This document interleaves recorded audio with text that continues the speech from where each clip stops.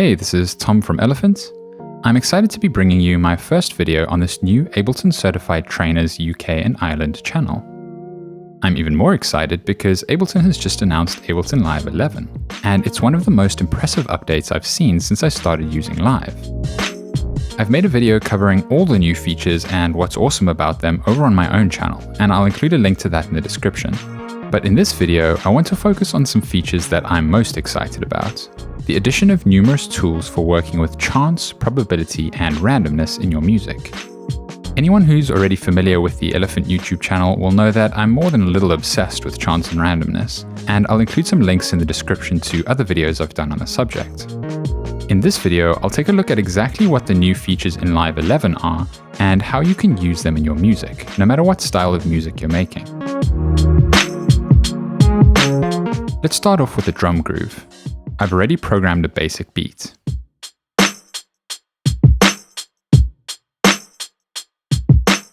At the moment, it's a little static.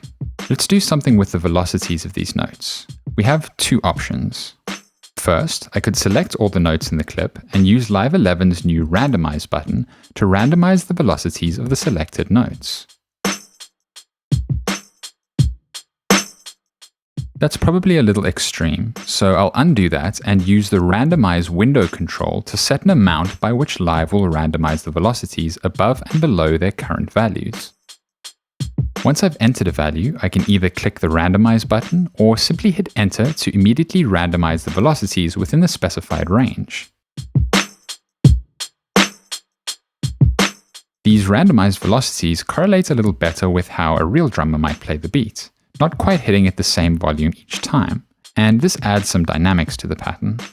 The problem is, although the velocities have been randomized, they're still at fixed values, meaning that although the loop itself is more dynamic, it still sounds the same every time it loops around.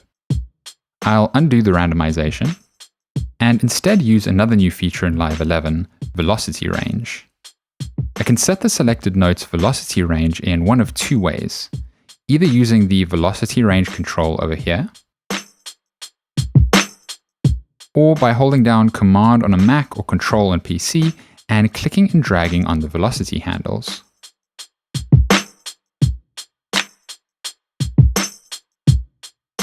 This sets a range either above or below the note's current velocity that its velocity will be randomized within every time it plays. I've set this to quite an extreme amount, so you can really hear the difference.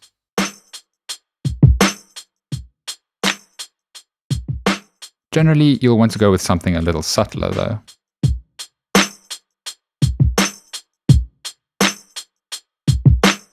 Now, the velocity of each note is slightly different every time the beat plays, giving a bit more dynamics to the loop.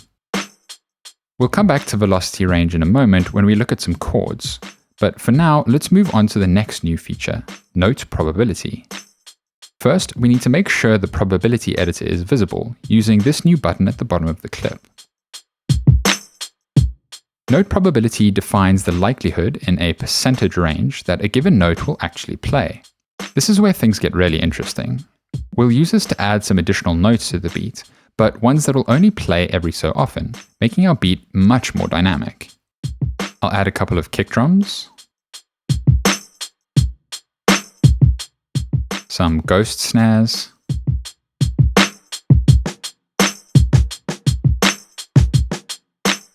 and a few open hi-hats.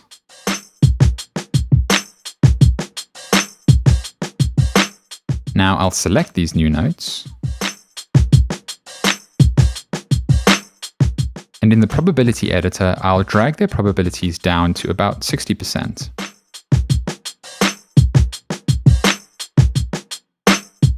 While I'm at it, I'll also make sure to add some velocity range to them as well. Live adds little black triangles in the corners of notes that have their probability set to anything less than 100%. You can already hear that not all the notes are being played.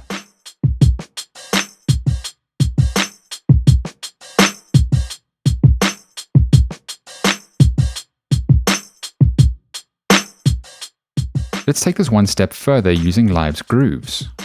Grooves are not new in Live 11, but there are a few slight improvements. Hitting the Hot Swap Groove button in the clip view will open the groove library. which now appears in the categories section of the browser, so it's much easier to find all your grooves. I'll choose the MPC 16 Swing 75 groove. A new improvement in Live 11 is that the groove pool will automatically open as soon as you load a groove. This makes it much quicker to tweak a groove setting, and also makes it easier to discover that this is actually something you can do. Previously, the groove pool was hidden behind this little toggle. And I know plenty of producers who use grooves but didn't even realize you could edit them, so this makes that a lot clearer. I don't want too much of the groove's timing applied, so I'll set that to about 50%. What I'm more interested in is this random control. This randomizes the timing of the notes that the groove is applied to. You'll really hear the difference if I set this to 100%.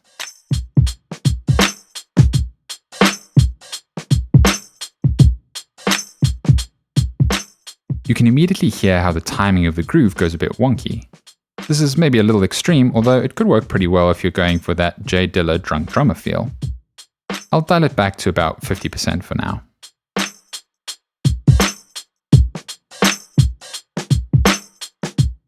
Note that this random groove timing is not something new in Live 11, but it's a long-standing feature of Live you can use to add a bit of interest to your MIDI parts. Now, between the velocity range, note probability, and randomized groove timing, the beat is different every time it loops around, and it feels much more dynamic and alive. Let's stop the beat for now and take a look at how we can apply these new tools to create interesting chord patterns as well.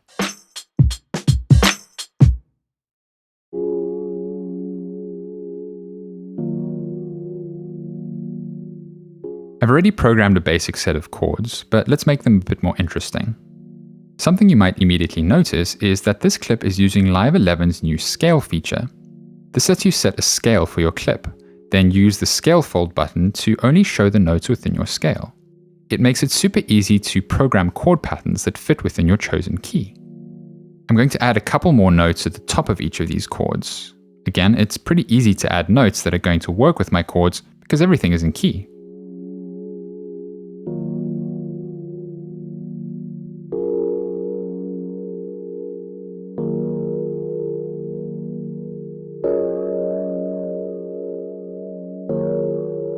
Now I've stacked 3 additional notes on top of each of these chords, but I don't want them to play every time.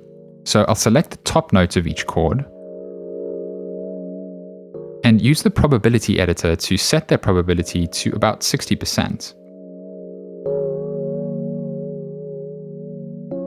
In this case, I've left the bottom notes untouched because I want to maintain the basic chord. But now each time the loop plays, I have a random selection of upper notes playing, creating a slightly different chord each time.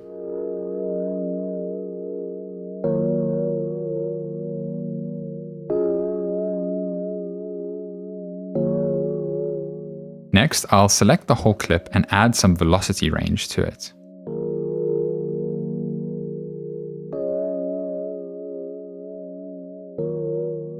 This should make the chords feel a little more dynamic. Although overall they're a little soft now, so I'll use a handy new feature to adjust them. With a group of notes selected, you can now simply start typing a number, hit enter, and Live will set all the notes to that velocity.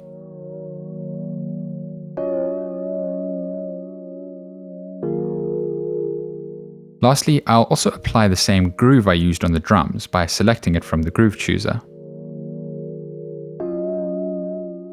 Now, instead of all playing at exactly the same time, the start of each note is slightly offset, giving it a more human feel.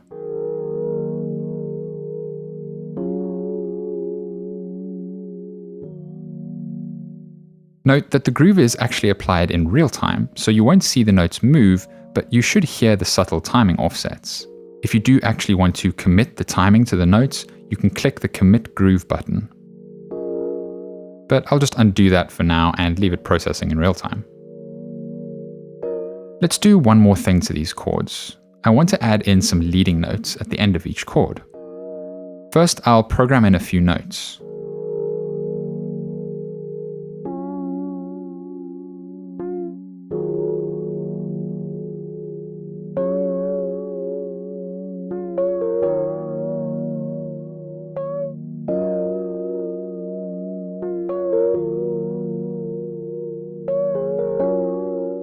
I don't want these notes to play every time, so I'll select them and set their probabilities to around 50%.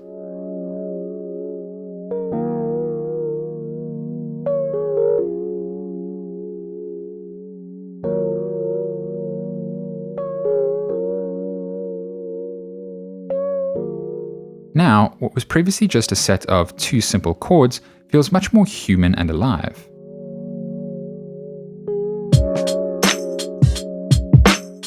I've applied the same principle to a synth bass. I've created a basic bass pattern, but then around that pattern I've added some additional notes with around 60% probability to create variations in each cycle of the bass.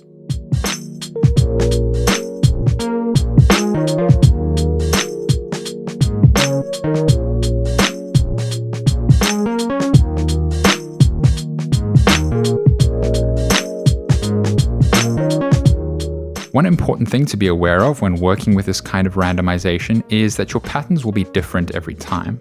This could be exactly what you want, but sometimes you'll want to capture your randomizations as you get closer to finalizing your piece, so you can have slightly more predictable parts to work with. To capture the MIDI notes from any of our tracks, we can first set up a blank MIDI track, set it to receive MIDI from the track we want to capture, and then simply record to the new track for as long as we want to capture.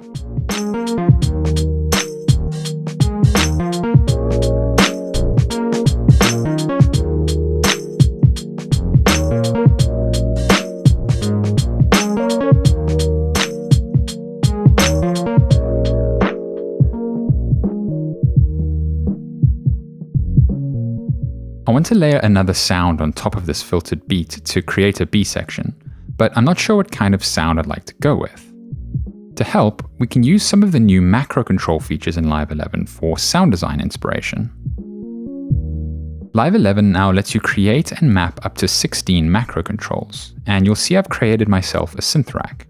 I've put this rack together with the express purpose of using the next new macro feature, the Randomize Macros button. Clicking this will randomize the value of each macro control. I've set the rack up so that almost any combination of the macro controls will give me an interesting sound, in this case a pluck style sound. It's important to be aware that with the new macro randomization feature, you can right-click on any macro and choose to exclude it from the randomization, which is handy for controls like this volume control, which I might not want to jump around randomly. So let's hear what this sounds like. I'll hit the random button and then play some notes. I'll repeat this process a few times until I find a sound I like.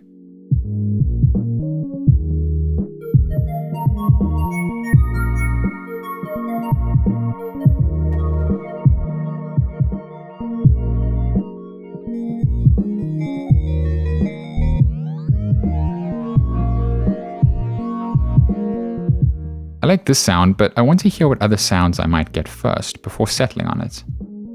Obviously, if I click the randomize button again, I'll lose the sound I've got. But fortunately, I can make use of the last new macros feature, Macro Variations. You can show the macro variations using the button with a camera icon. Then by clicking New, I can capture this particular configuration of macros as a variation. I can give this variation a name. And now I can try a few more sounds.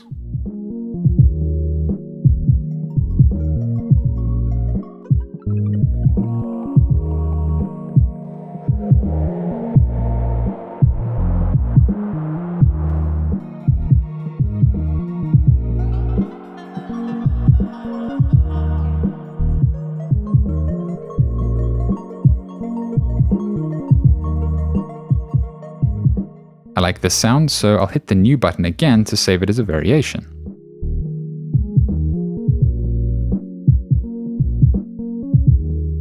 Now I can use the Launch Macro Variation buttons to quickly audition each of my saved variations and decide which one I prefer.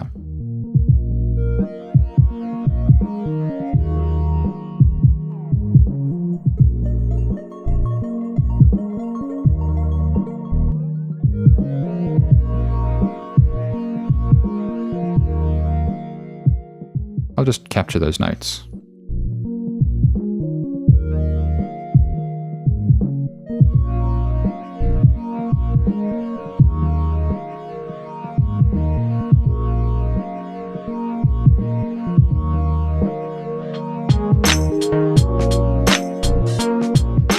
Let's look at one final area where we can use some of Live 11's new features in creative ways. The last thing I need to do with this beat is give it some structure.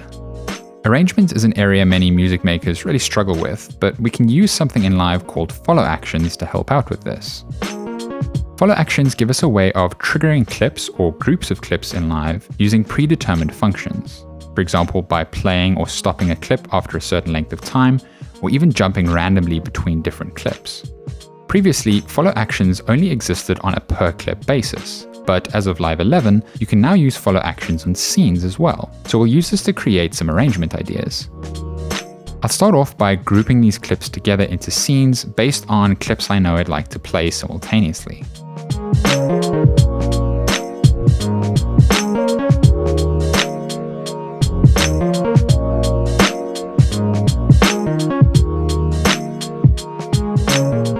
I'll keep things simple for now with just 4 variations. Now I'll select these 4 scenes and press Shift plus Tab to switch to the new scene view. This is where I can access the new Follow Scenes option and enable follow actions for my scenes. I could do an entire video on follow actions, so I'll skip a few things, but essentially there are 3 parts to any follow action. First is the action I want to occur, for example, to play the next clip or scene, the previous clip or scene, etc. What I'm interested in for now is the other follow action. This will cause any random scene within my selection, other than the one that's currently playing, to be triggered after the length of time I set in the action time setting. I want each section to play for 4 bars and then jump to something different, so I'll set the action time to 4 bars. Now, each of these scenes will play for 4 bars and then automatically jump to a new random scene, which will also play for 4 bars, then jump, and so on. Let's see that in action. I'll trigger one of the scenes, and you'll then see the next scene to be triggered flash, indicating it will trigger next.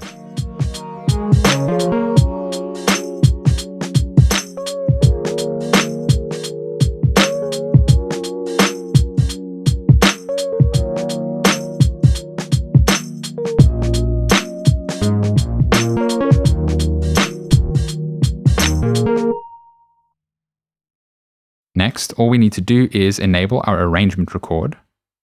And once we trigger a scene, this randomly generating arrangement will be captured.